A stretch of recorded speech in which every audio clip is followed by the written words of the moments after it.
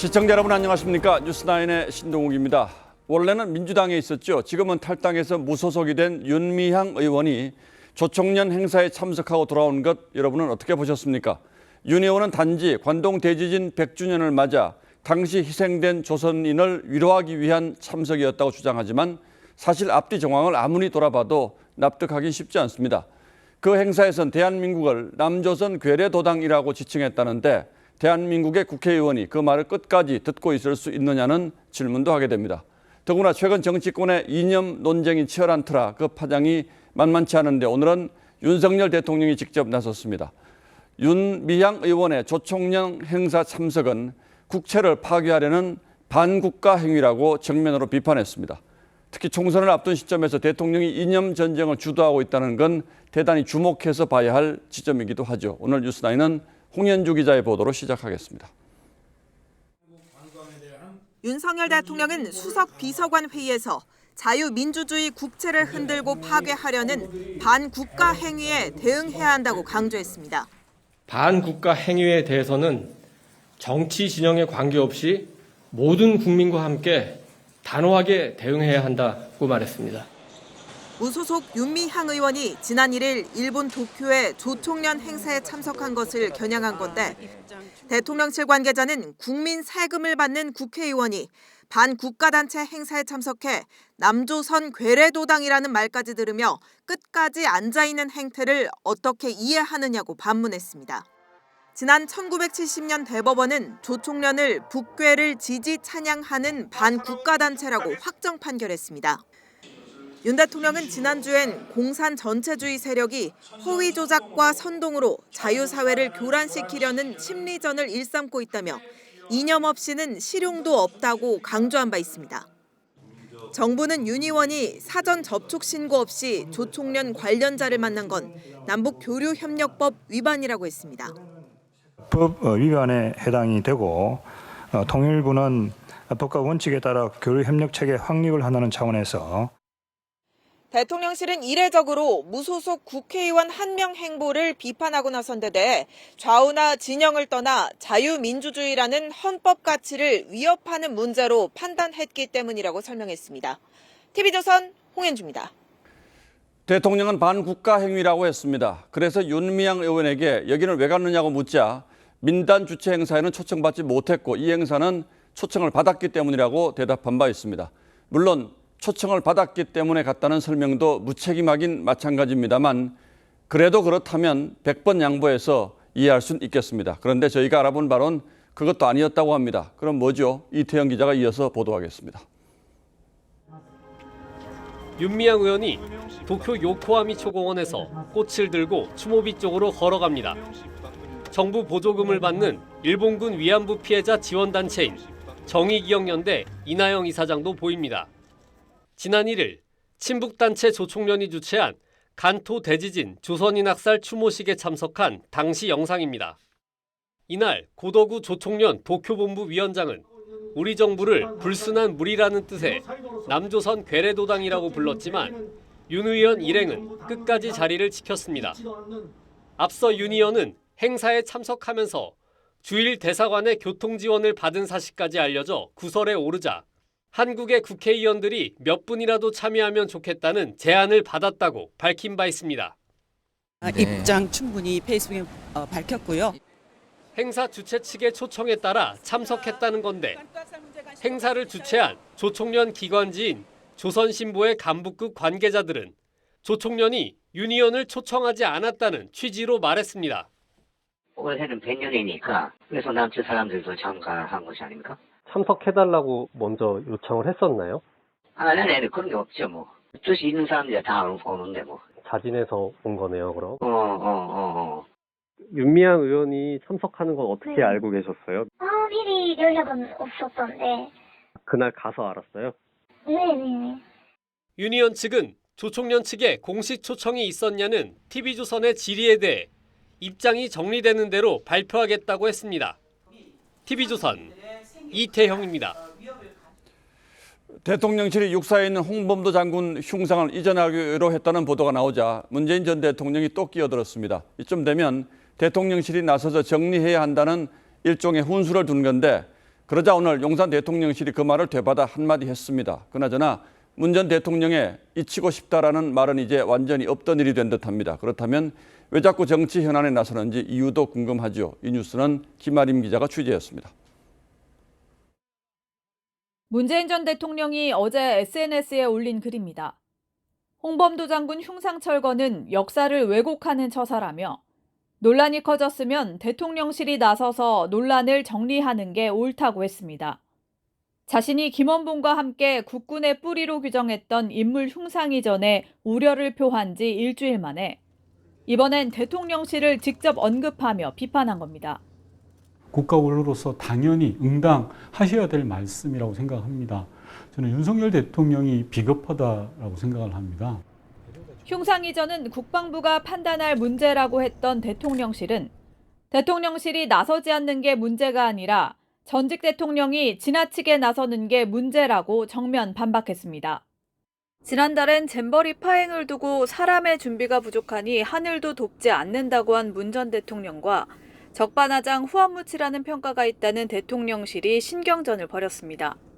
문 전 대통령의 이딴 정치 현안 언급에 대해 당내에선 내년 총선과 연결짓는 시각도 있습니다. 해외 출장으로 흉상 논란 이후 국회에 처음 나온 이종섭 국방장관은 해군 잠수함 홍범도함의 이름 변경 가능성을 언급했습니다. 국방부도 이 홍범도함 명칭에 대해서는 검토가 필요하지 않겠나 이렇게 보고 있습니다. TV조선 김하림입니다. 좀 과장이긴 합니다만 오늘 학교가 멈췄습니다. 학교에서 극단적인 선택을 한 서울의 초등학교 교사 49제를 맞아 전국의 교사 5만여 명이 교실을 떠나 거리로 나섰습니다. 국회에 대해서 교권 회복을 위한 법안을 이번 정기국회에서 반드시 처리해달라고 촉구했습니다. 이태희 기자가 보도합니다. 검은색 옷과 모자 차림의 교사들이 국회 앞 도로를 가득 메웠습니다. 교사들은 초등교사 사망 진상규명과 함께 교권 회복 관련법을 하루빨리 처리해달라고 촉구했습니다. 교권부 합의안에 지금 당장 의결하라! 이곳 국회 앞에는 주최측 추산 2만 명이 참석해 질서정연하게 집회를 진행했습니다. 추모 집회는 전국 14곳에서 동시다발적으로 열렸습니다. 학생과 시민들도 참여했습니다. 결국은 교사와 학생 모두가 존중받아야 마땅한 귀한 사람들이라는 것입니다. 숨진 교사가 근무하던 학교에선 이주호 교육부 장관, 조희연 서울시 교육감, 교사 등 180여 명이 참석한 가운데 49제 추모제를 열었습니다. 동료 교사가 편지를 낭독하자 곳곳에서 울음이 터져 나왔습니다. 봄 햇살 같던 미소로 활짝 웃으며 우리 곁으로 돌아와주면 안 되겠니? 시민들은 학교 앞 추모 공간에 국화꽃과 추모 메시지를 남겼습니다. 교사들은 당분간 주말 추모 집회를 이어갈 것이라고 밝혔습니다. TV조선 이태희입니다. 교사들이 거리로 나서면서 교육 현장에서는 혼란이 있었습니다. 전국 38개 초등학교는 재량 휴업으로 아예 학교 문을 닫았고 교사가 부족해 단축 수업이나 합반 수업을 한 곳도 많았습니다. 학부모들의 반응은 엇갈렸지만 이 현실에 대한 착잡한 마음은 크게 다르지 않았을 겁니다. 최원영 기자가 취재했습니다. 공교육 멈춤의 날을 맞아 재량 휴업을 결정한 초등학교입니다. 교문은 굳게 닫혀 있고 운동장은 텅 비었습니다. 휴업은 하지 않았지만 단축 수업이나 통합 학급을 운영한 학교도 많았습니다. 대다수가 안 보내고 수업으로 하고 대표 어머니들이 좀 봉사하고 많이 안 하고 학교 문을 열었지만 많은 교사들이 자리를 비우자 아이들을 일찍 하교시킨 곳도 있었습니다. 미리 학교장 승인을 받아야 하는 영가 대신 당일에 낼 수 있는 병가를 신청한 교사가 많았기 때문으로 보입니다. 학부모들 반응은 엇갈렸습니다. 그렇게까지 선생님들이 힘드신지를 몰랐었으니까 그래서 저는 이렇게 지지해드려야 된다고 생각해요. 교사들의 아픔에 공감은 하지만 수업을 마친 후 저녁 집회를 했으면 좋았을 거란 학부모도 있었습니다. 선생님들 마음도 참 슬프고 힘든 일이지만 애들 그냥 좀 저녁에 나가셨으면 좋을 것 같은 생각. 교육부는 오늘 전국에서 38개 초등학교가 임시 휴업을 했지만 큰 혼란은 없었다고 밝혔습니다. TV조선 최연행입니다. 그런데 이 와중에 또 안타까운 일이 일어났습니다. 정년을 앞둔 60대 고등학교 교사가 유서를 남기고 숨진 채 발견됐는데 이 학교에서는 어떤 일이 있었는지 김성돈 기자가 취재했습니다. 용인의 한 고등학교 앞에 근조 화환이 줄지어 있습니다.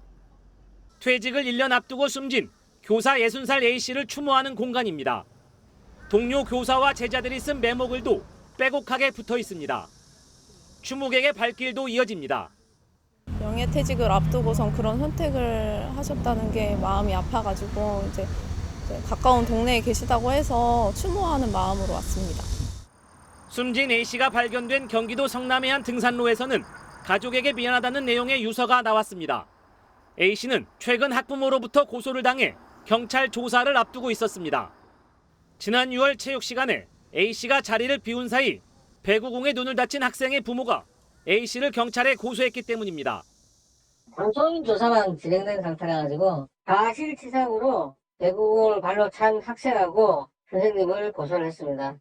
학교 측은 A씨에 대해 경고 처분을 내렸지만 피해 학부모 측은 이에 불복해 관할 교육청에 A씨에 대한 감사와 징계를 요청한 것으로 알려졌습니다. 유족들은 감사 청구에 경찰 고소까지 이어지면서 A씨가 압박감과 우울감을 호소해왔다고 밝혔습니다. 경찰은 숨진 A씨의 휴대폰 분석 등을 통해 정확한 경위를 조사하고 있습니다. TV조선 김승돈입니다. 예, 보신 대로 교사들의 추모 열기는 뜨거웠습니다. 교사들이 하고 싶었던 말이 그만큼 많았다는 뜻이기도 할 겁니다. 하지만 교육 현장을 지켜야 하는 교육부는 교육부대로 난감한 입장이 있습니다. 오늘은 교육부를 취재하는 박재훈 기자와 함께 이 문제를 따져보겠습니다.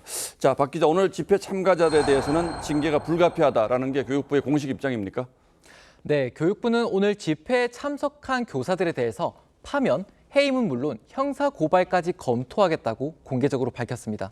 이유는요? 교원의 집단 연가 사용을 금지한 공무원법을 근거로 들었는데요. 지난 7주간 이어진 주말 추모 집회와는 다르게 평일에 대규모 휴가를 쓰면 학생들의 학습권이 침해된다는 점을 강조해왔습니다. 교사들의 집단 행동을 위한 학기 중 임시 휴업일 지정과 교사의 연가 병가 등의 사용은 명백한 위법 활동입니다. 그렇군요. 그런데 오늘만 해도 5만 명이 참가를 했다는데 그 사람들 다 징계하는 게 현실적으로 가능할까요? 네, 오늘 집회 참석자는 전체 교사 50만 명의 10%인 5만 명에 이릅니다. 이들을 모두 파면, 해임한다면 학교가 마비되는 사태에 이를 겁니다. 그러다 보니 이주호 장관의 오늘 국회 답변은 이전과는 상당히 뉘앙스가 달랐습니다. 예. 처벌하겠다 이런 거는 그렇게 결정돼 있는 건 아니네요. 종합적으로 저희들이 판단하겠습니다. 예. 자, 자칫하면 사태로 악화시킬 수도 있겠다 이렇게 판단한 걸까요? 네, 교육부가 강경 대응을 방침을 밝힌 이후에 그제 주말 집회에는 20만 명이 넘는 교사가 모였는데요. 교육부의 대응이 오히려 교사들의 분노를 키웠다는 지적까지 나왔습니다. 대통령실에서 추모 메시지를 낸 것도 그런 맥락일 가능성이 높겠군요. 네, 오늘 윤석열 대통령도 추모 메시지를 내놨는데요. 윤석열 대통령은 오늘 오전 수석비서관 회의에서 지난 주말 현장 교사들이 외친 목소리를 깊이 새겨서 교권 확립과 교육 현장 정상화에 만전을 기해달라고 지시했습니다. 네, 저희 취재 결과 대통령실 내부적으로는 이주호 장관이 좀 더 유연하게 대응했으면 좋았겠다라는 분위기가 있는 것 같습니다. 대통령실 고위 관계자는 TV조선과의 통화에서 교육부가 공감 능력이 없는 것 같다면서 좋게 이야기를 했으면 됐을 텐데 답답하다는 이야기가 어제 당정회의에서도 나왔다고 했습니다. 자, 그렇다면 이제 앞으로 징계는 안 하는 겁니까? 전반적인 분위기로 볼 때 수만 명에 달하는 교사들에게 파면, 해임 등의 징계를 하는 건 현실적으로 불가능해 보입니다. 교육부 관계자도 방금 전 통화에서 학생의 학습권이 어느 정도 존중됐는지, 특별한 사정이 학교별로 있었는지 종합적으로 보겠다면서 모든 집회 참석자를 징계하진 않겠다는 취지로 말했습니다. 예, 이번 사태는 우리 교육 현장의 문제가 종합적으로 투영된 사태로 봐야 할 겁니다. 대책 마련도 그 문제의식에서 출발을 해야 할 거고요. 예, 박재훈 기자 잘 들었습니다.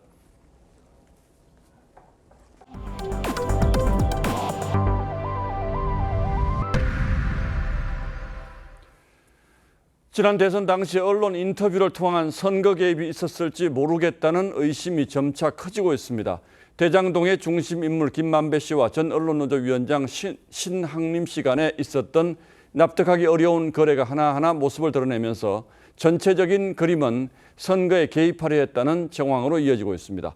당시 민주당이 대장동의 몸통은 윤석열이라고 했던 말도 그래서 다시 소환되고 있는데 당시 김만배 씨가 엉뚱한 데로 가자, 다 끝난 다음에 어떡하겠느냐라고 말했다는 진술도 검찰이 확보한 것으로 알려졌습니다.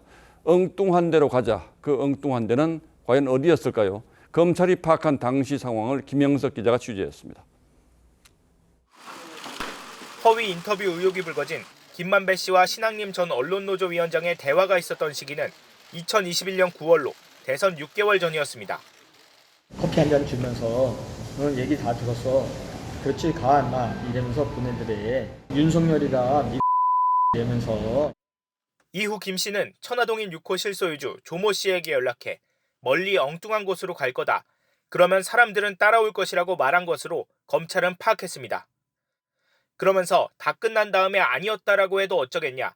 너도 엉뚱한 데로 가라고 제안한 것으로 전해졌습니다. 김 씨는 동업자 남욱 변호사에게도 조 씨에게 커피를 타준 게 윤석열 검사가 맞냐고 물었고 남 변호사는 김 씨에게 들은 대로 검찰에 진술했습니다. 이후 남 변호사 진술이 알려지면서 민주당은 윤석열 당시 국민의힘 대선 후보가 대장동 사건 몸통이라 주장했습니다. 한테 커피는 왜 사주셨어요? 왜 타주셨어요? 저는 그 사람 본 적이 없습니다. 검찰은 김 씨가 대선 6개월 전부터 대장동 사건을 치밀하게 조작한 것으로 보고 있습니다. 김 씨가 100억 원을 출연해 허위 인터뷰를 도와준 신 전 위원장을 이사장으로 앉히려 한 정황도 포착하고 7일 김 씨 구속기간 종료를 앞두고 횡령 혐의로 법원에 구속연장을 요청했습니다. TV조선 권영석입니다. 지난 대선판을 흔든 이 인터뷰를 두고 국회에서도 여야 간 공방이 벌어졌습니다. 국회 상임위에 처음으로 출석한 이동관 방통위원장은 허위 인터뷰는 국기문란 행위라며 가짜뉴스 퇴출을 위한 이른바 원스트라이크 아웃제 도입도 검토하겠다고 했습니다. 자세한 내용은 장세희 기자가 전하겠습니다. 취임 후 처음 국회에 출석한 이동관 방통위원장은 김만배 씨의 인터뷰는 2002년 김대엽 병풍 사건의 복사판이자 국기 문란 행위라고 지적했습니다. 뉴스타파 관련 김만배 씨 인터뷰 기사입니다. 검찰 조사 결과 사실이 아닌 걸로 이제 드러나고 있는데 대선판에 영향을 줄 수 있는 중대 범죄 행위, 즉 국기 문란 행위라고 생각되기 때문에 원 스트라이크 아웃제 도입을 반드시 해야 된다고 생각합니다. 가짜 뉴스를 만들어 선거 결과를 의도적으로 뒤집으려는 언론사에 대해선 문을 닫는 수준의 강력한 처벌 규정이 있어야 한다고도 했습니다. 가짜 뉴스를 고의로 기획하고 시나리오를 만들고 행동하는 이런 매체에 대해서는 저는 폐간을 고민해야 된다. 없애버려야 된다. 그것이 바로 원 스트라이크 아웃의 최종 단계입니다.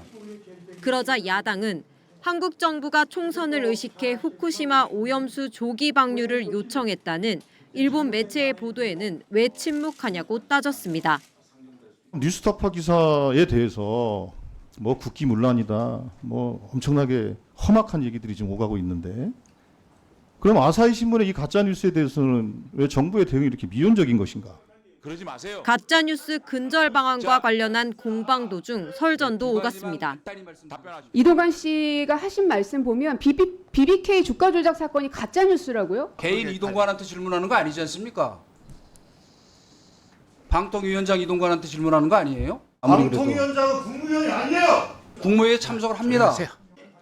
특히 야당은 방통위가 공영방송을 어용방송으로 만들려 한다고 비판했고 이 위원장은 편파적인 방송은 존립할 이유가 없다고 맞받았습니다. TV조선 장세희입니다. 민주당 이재명 대표는 오늘도 단식 농성을 이어갔습니다. 닷새간 굶었다고 하기엔 컨디션이 너무 좋아 보인다는 지적이 있긴 합니다만 당초 오늘로 예정된 검찰 조사는 받지 않고 단식을 이어갔습니다. 오늘은 이해찬 전 대표가 농성장을 찾았고 일부 친명계 의원들의 릴레이 동조 단식도 있었습니다. 하지만 야당 대표의 단식을 보는 정치권의 반응이나 국민들의 시선도 그렇고 정치적 무게감도 전과는 분명한 차이가 느껴집니다. 이광희 기자가 취재했습니다. 지난 대선 경선 때 이재명 대표를 지원했던 이해찬 전 대표가 지팡이를 짚고 이 대표의 단식 농성장을 찾았습니다. 체크는 하고 있어요? 아직은 며칠 안 됐어요. 30여 분간 농성장에 머문 이 전 대표는 윤석열 정부가 헌법 체계를 무너뜨렸다며 이 대표의 단식에 힘을 실었습니다. 이대로 가면 이제 파시즘으로 가는 거예요. 그 단계가 된 것 같아요. 동조 단식도 이어지고 있는데 김병주, 문정복, 양이원영 의원이 하루 단식에 나섰고 친명계 원외 지역위원장 모임인 더민주 혁신회의도 내일 오전 10시부터 오후 6시까지 당사에서 단식하기로 했습니다. 우리는 그를 지킬 것이고 혼자 비바람 맞게 하지 않을 것입니다. 단식을 통한 투쟁 방식에 대해선 당내에서도 평가가 엇갈립니다. 단식 농성으로만 딱 끝나지는 않을 거라고 저는 예상합니다. 대통령에 대한 탄핵 발의도 가능하기 때문에 할 게 별로 없어서 그렇다라고 하지만 그러면 그것 또한 정치에 대한 포기라고 생각합니다. 민주당은 이번 주 내내 정부 규탄 촛불 집회를 이어가며 투쟁 수위를 끌어올릴 계획입니다. 국민의힘은 이 대표 단식 탓에 극단적 성향의 유튜버 수십 명이 국회에 상주하다시피 한다고 지적했습니다. 국회를 극단 성향 유튜버들이 놀이터로 만들어버렸습니다.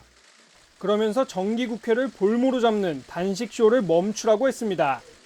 TV조선 이광입니다. 최근 흉기 난동 사건이 잇따라 불안이 큰데요. 경북 칠곡의 한 종합병원에서 또 흉기 난동이 벌어졌습니다. 정신과 병동에 입원한 50대 남성이 같은 병실 환자를 흉기로 살해했습니다. 병원에서 어떻게 흉기를 소지할 수 있었던 건지 이심철 기자가 취재했습니다. 경북 칠곡의 한 종합병원입니다. 오늘 낮 3시 반쯤 이 병원 6층 정신병동에서 50대 남성 A씨가 같은 병실에 입원한 50대 남성을 흉기로 살해했습니다.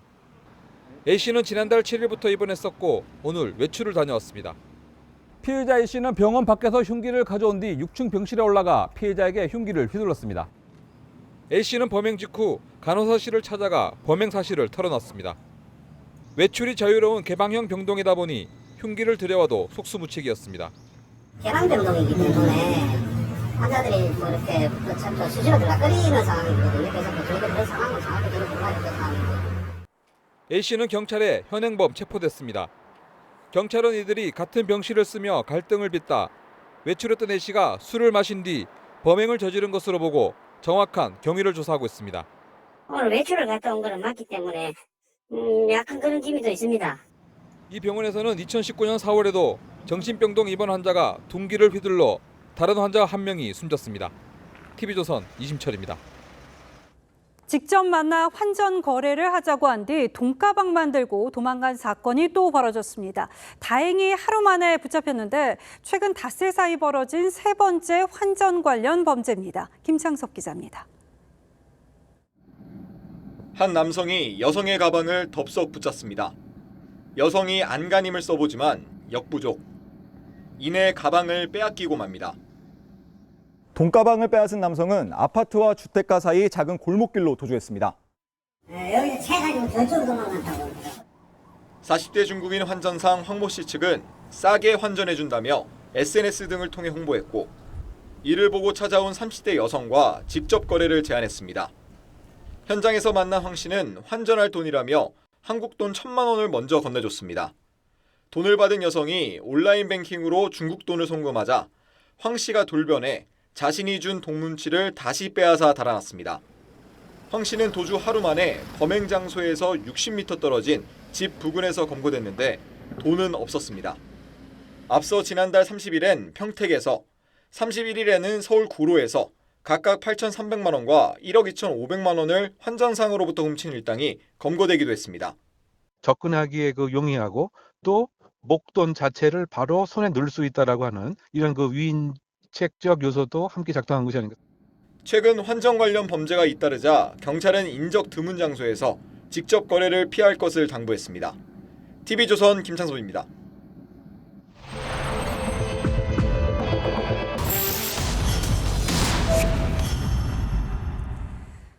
국내 아이 아이돌 콘서트 티켓 가격 어느 정도인지 혹시 아실까요? 20만 원에 달합니다. 다른 공연과 비교하자면 비싸다고 할 수는 없습니다만 이 팬층이 주로 10대, 20대 아직 경쟁력이 없는 경제력이 없는 계층인 거를 감안하자면 부담입니다.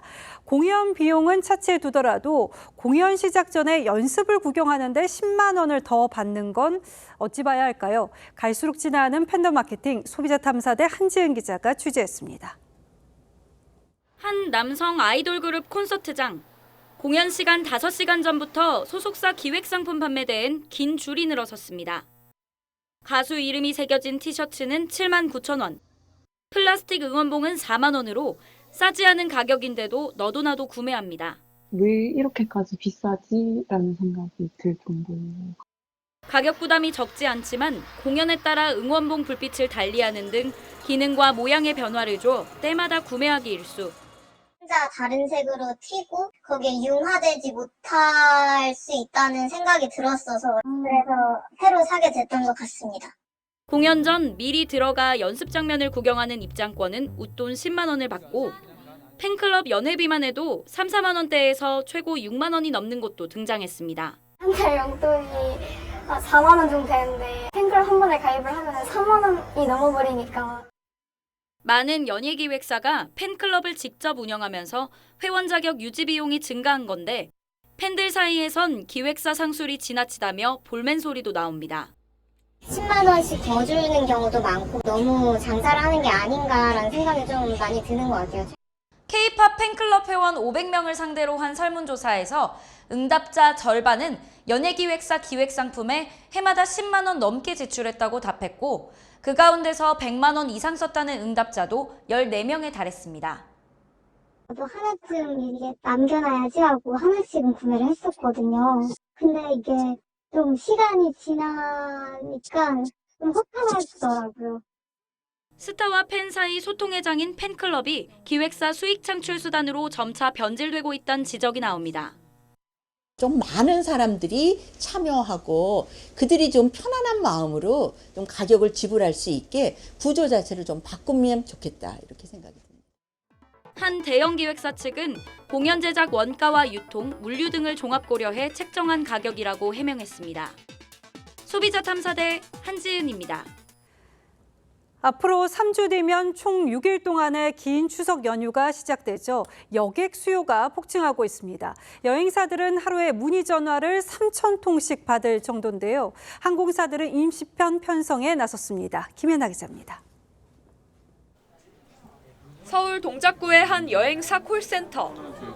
3주 앞으로 다가온 6일 황금 연휴에 문의 전화가 쏟아집니다. 네, 현재 9월 28일 가족 구성원 4분이시면 저희가 보홀로 현재 5석 가능합니다. 이곳에서 하루에 받아든 전화만 3천여 건.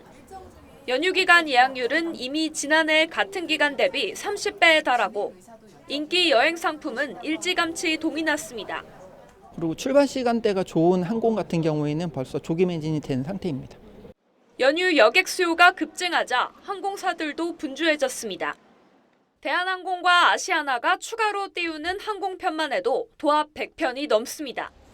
저가 항공사들도 대목을 맞아 일제히 임시 항공편을 편성했습니다. 항공 회복률도 코로나19 이전의 90%까지 회복될 것이란 전망까지 나오는 상황. 연휴 뒤로 휴가를 덧붙이면 최장 12일 동안 휴가를 즐길 수 있어 미주, 유럽 등 장거리 항공권 수요도 예년보다 크게 늘었습니다. 2일이 이제 임시 공휴일이 되면서 특히나 이제 장거리 같은 게 조금 더 좋죠.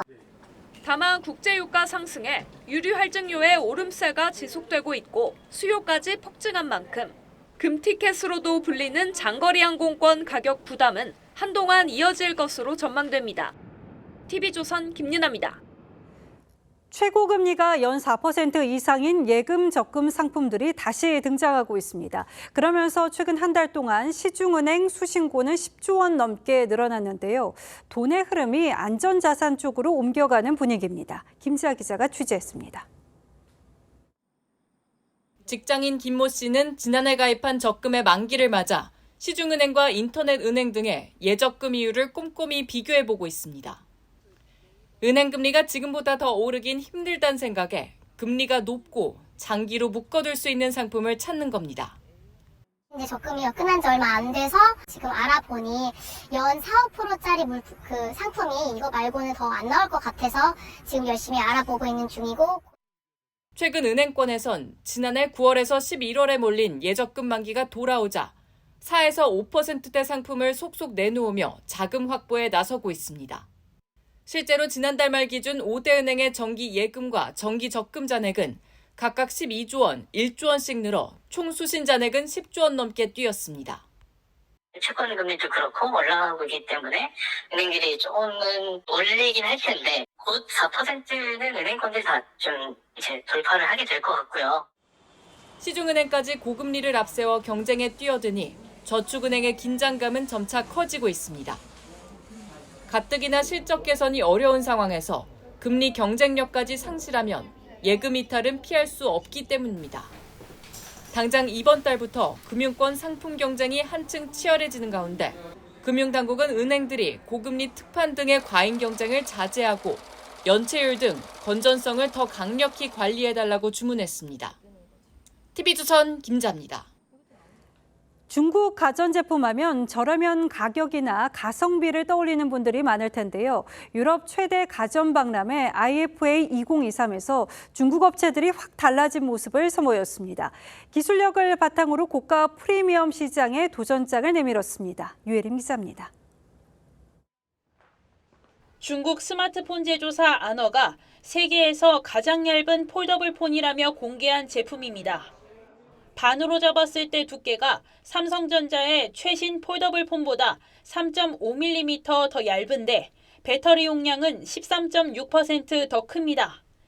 이 회사 대표는 제품을 홍보하며 삼성전자를 대놓고 공격했습니다. J Fold 5, the thickness at 13.4 millimeters, almost 40% thicker than Honor Magic V2.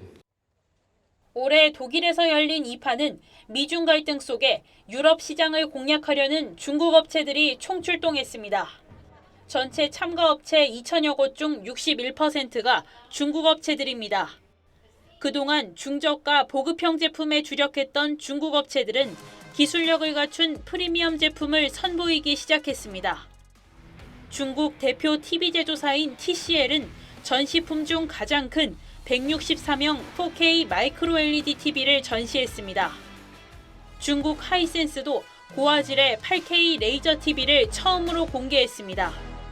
We become the second largest TV manufacturer in the world.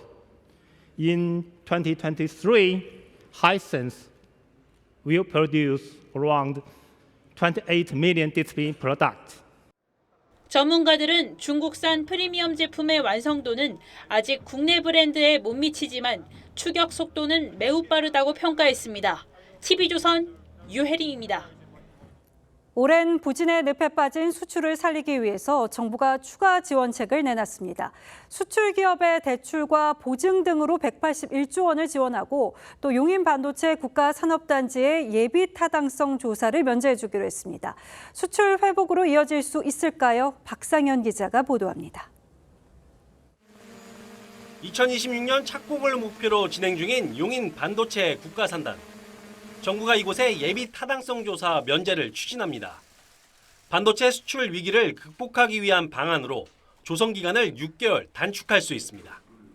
글로벌 무역 환경 변화에 선제적으로 대응하고 범정부 차원의 강력한 수출 드라이브 정책에 더욱 박차를 가해야 하겠습니다.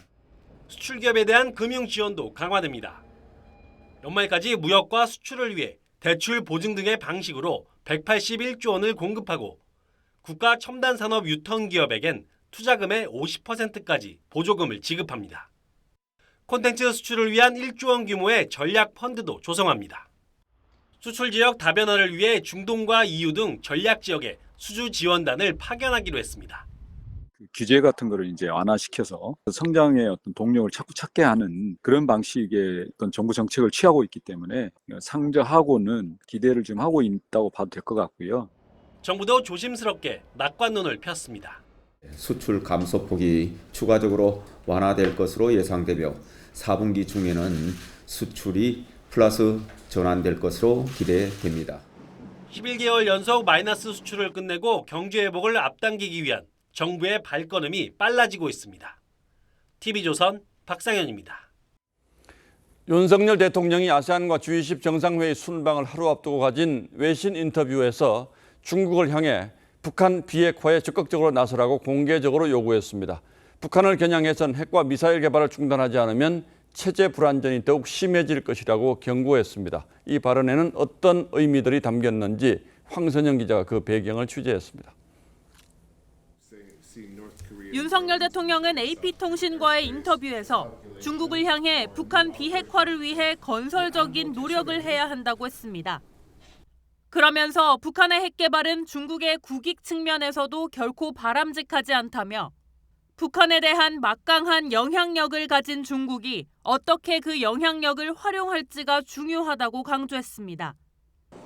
지난해 11월 시진핑 주석과의 첫 정상회담에서 유엔 안보리 상임이사국인 중국이 더 적극적인 역할을 해주길 기대한다고 했던 발언보다 수위가 더 높아진 건데 최근 북한이 국경을 개방하면서 중국의 영향력이 더 커진 점을 감안한 걸로 풀이됩니다. 북한의 핵 미사일은 현존하는 가장 심대한 위협이며 사이버, 심리전 등 북한의 도발 양상은 갈수록 지능화, 다양화되고 있습니다. 윤 대통령은 북한의 체제 불안정성에 대해서도 언급했는데 북한의 경제 상황이 최악인데도 여전히 부족한 재원을 핵미사일 개발에 탕진하고 있다며 핵 개발을 중단하지 않는다면 체제 불안은 계속 커질 거라고 압박했습니다. 내일 아세안 순방에 나서는 윤 대통령은 14개국 정상과의 양자회담 등을 통해 국제사회의 단호한 북핵 대응과 긴밀한 공조를 촉구할 예정입니다. TV조선 황선영입니다. 러시아가 북한의 북중러 3국 연합훈련을 공식 제의한 것으로 파악했다고 국정원이 국회에 보고했습니다. 북한이 러시아에 무기를 판매하기 위한 협상이 진행 중이라는 소식도 얼마 전 있었죠. 한미일 대 북중러의 군사대결 구도가 갈수록 뚜렷해지고 있습니다. 이채림 기자가 취재했습니다. 지난 7월 북한을 방문한 쇼이구 러시아 국방장관은 김정은 위원장과 무기 박람 회장을 찾아 신형 무인기와 미사일을 둘러봤습니다. 쇼이구 동지에게 조선인민군이 장비하고 있는 무기 전투 기술 기재들에 대하여 소개하시고 푸틴 대통령의 친서도 전달됐는데 국정원은 이 자리에서 러시아 측이 북중러 3국의 연합훈련을 공식 제의했다고 국회에 보고했습니다. 쇼이구 국방장관이 김정은을 면담할 당시에 아마 북중러 연합훈련에 대한 공식 제의가 있는 것으로 지금 파악을. 국정원은 북한의 연이은 미사일 도발은 단기전을 목표로 전술핵 위력을 확인하는 폭발 실험의 과정이라고 분석했습니다. 또 후쿠시마 원전 오염수 방류와 관련해 북한이 국내 지하 세력에 반대 활동을 전개하라는 지령도 내리고 있다고 보고했습니다. 국내 반정부 세력이나 지하망에 반대 활동을 하도록 독려하는 지령을 지속적으로 내리고 있다고. 국정원은 북한이 반대 시위 장소도 서울 광화문 광장과 일본 대사관 주변으로 구체적으로 지정해줬다고 설명했습니다. TV조선 이채리입니다. 러시아와 전쟁이 한창인 우크라이나 대통령이 다른 사람도 아닌 국방장관을 전격 경질했습니다. 부패 의혹이 있었다고는 하지만 이 대반격이 성과를 조금씩 내는 상황이다 보니까 그 이유에 관심이 쏠립니다. 이유진 기자가 짚어봤습니다. 러시아 침공 이후 550일이 넘도록 우크라이나 군부를 지휘해온 올렉시 레즈니코우 국방장관. 서방국과 직접 만나 능통한 영어로 군사 지원을 끌어냈습니다. We will have F-16 as a serious part of air defense systems of Ukraine. 그런데 젤렌스키 대통령이 국방부 수장을 전격 교체했습니다.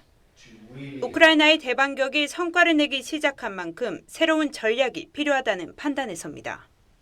Я вважаю, що міністерство потребує нових підходів та інших форматів взаємодії як з військовими, так і з суспільством в цілому.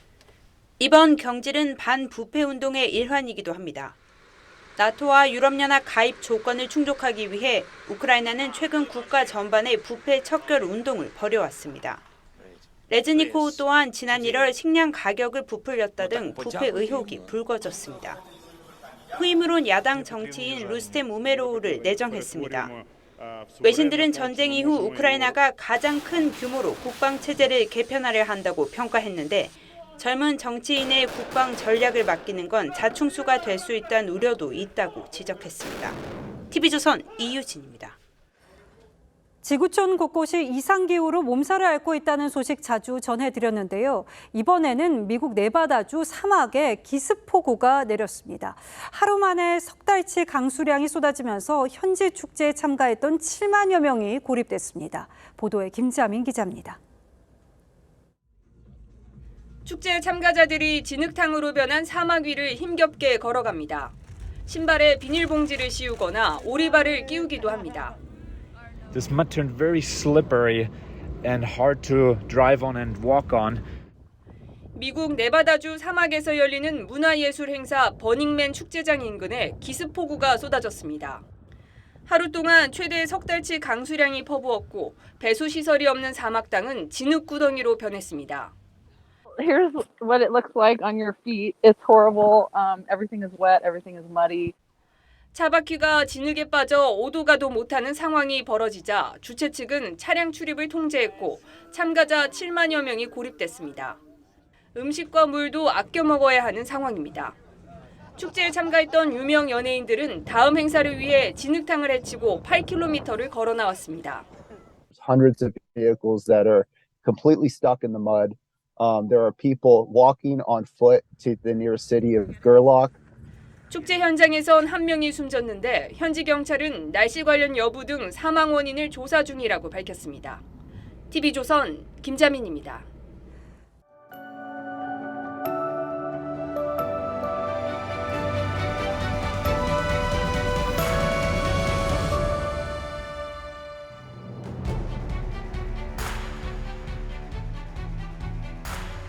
모 씨는 사기 횡령전과 오범입니다. 그의 제보로 한 방송사가 이른바 채널A 사건을 보도하기 며칠 전 최강욱 의원과 황희석 최고위원이 이제 둘이서 작전에 들어갑니다라고 했습니다. 지 씨는 이 글을 공유하며 부숴봅시다 윤석열이라고 썼죠. 검은 유착은 조작극으로 판가름 났고 옥살이 끝에 무죄가 된 채널A 기자가 말했습니다. 선거 공작과 날조를 일삼던 이들은 여전히 국회의원을 하고 라디오를 진행하며 유튜브로 돈을 번다. 조작 선동 면허라도 가진 것인가? 벌써 오래전 이야기지만 김대업이라는 이름도 기억납니다. 그는 상습 사기범이었습니다. 필리핀으로 도망쳤다가 붙잡혀와 지금도 복역 중이죠. 2002년 대선 때 민주당은 그를 의인으로 받들었고 방송들은 대대적으로 보도했습니다. 그가 증거로 내민 녹음 테이프가 가짜라고 밝혀낸 검사는 한직으로 밀려났습니다. 출판 기념회에서 3,400만 원을 받은 의원이 징역 2년 6개월을 받았습니다.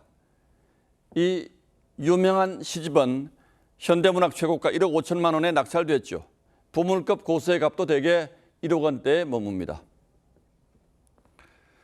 대장동 가짜뉴스를 퍼뜨린 혐의를 받는 신학림 전 언론노조 위원장이 김만배 씨로부터 받은 1억 6,500만 원은 책값이라고 했습니다. 자신이 쓴 책 3권을 넘긴 것이라며 몇십억 원을 받아야 하는 판권을 왜 넘기느냐고 했죠. 간이 얼마나 큰지는 몰라도 김 씨와 인터뷰한 뒤에 받았다는 건 확실합니다. 그 인터뷰 녹음 파일을 대선 불과 사흘 전 그가 전문위원으로 있던 한 매체가 틀었습니다. 부산저축은행 사건 때 윤석열 검사가 대출 브로커 수사를 무마했다는 김 씨의 주장을 요란하게 퍼뜨린 겁니다. 일부 이름 있는 매체들까지 이 가짜뉴스를 대대적으로 보도했습니다. 그런데 윤 검사가 커피를 타줬다고 했다는 브로커는 윤 검사를 만난 적도 없다고 진술했다고 합니다. 김 씨는 그에게 전화해 거짓말을 양해해달라고 한 혐의도 받고 있습니다. 대선 반년 전 인터뷰 다음 달부터 이재명 후보는 윤 후보를 대장동 몸통이라고 공격했습니다. 그리고 대선 막바지에 커피 이야기가 보도되자 곧바로 TV토론에서 이렇게 물었죠.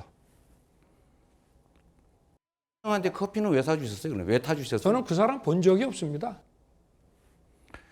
검찰은 이 사건이 사법방해를 넘어서 대선 개입이라고 보고 있습니다.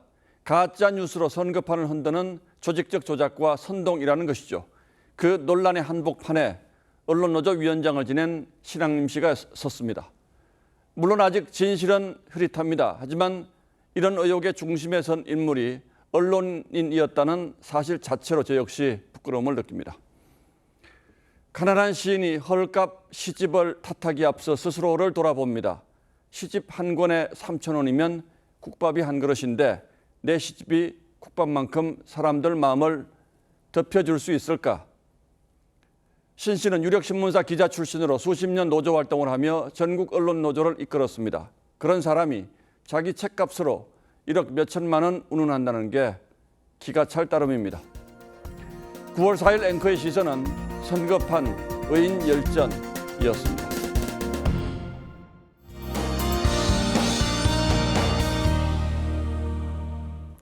날씨가 마치 가을과 여름의 경계에 서 있는 듯합니다. 오늘 강원을 제외한 전국 곳곳에 폭염주의보가 내려졌고요. 내일도 서쪽을 중심으로 30도 이상 오르는 곳들이 많겠습니다. 반면 동해안 지역은 선선함이 감돌겠습니다.